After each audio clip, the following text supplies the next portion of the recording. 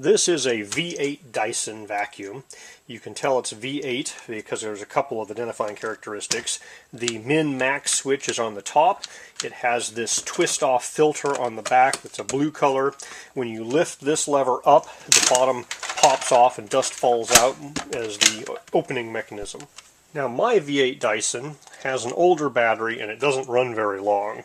So let's see how long it does run on a full charge at the max setting.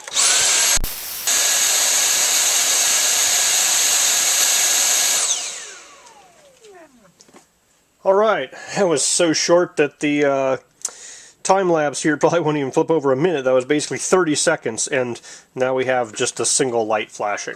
So it needs a replacement battery. So there are 3 screws you need to access the battery. One is up here at the top, and the other 2 are down there, hidden underneath this base plate. So if you release this base plate, you can get easy access to those 2 screws down there. To open these screws, you're going to need a Phillips screwdriver, a little pointy Phillips screwdriver.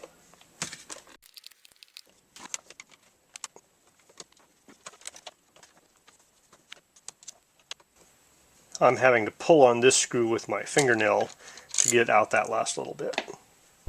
So with those 3 screws removed and this little opening open, you can just pull the battery right off the bottom. And so the battery unit has the charging plug and the whole battery assembly, and it looks like this. There's a little thing here that is part of the trigger assembly that turns the battery on and off, or turns power on and off from the battery.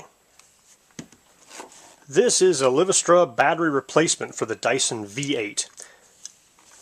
I was sent this to review for free, but if you wanted to purchase it, it'll cost you between $32 and $40.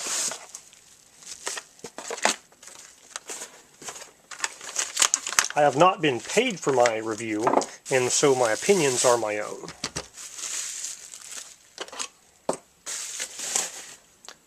Okay, in the box we have a little user's manual. We have a safety cover that came over this guy, which you don't need after it's shipped.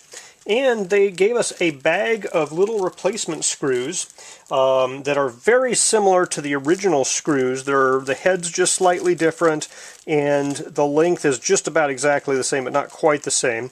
So if you've saved your original screws, I'd say just use the original screws, but if you don't have them anymore, it's nice that they've included some replacement screws.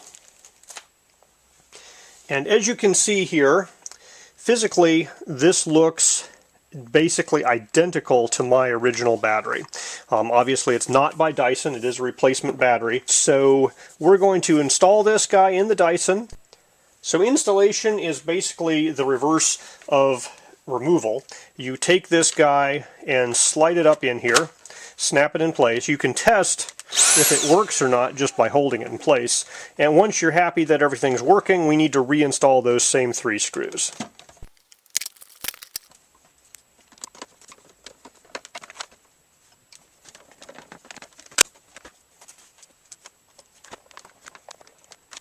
Once those 3 screws are in place, you're ready to charge your vacuum and make use of it.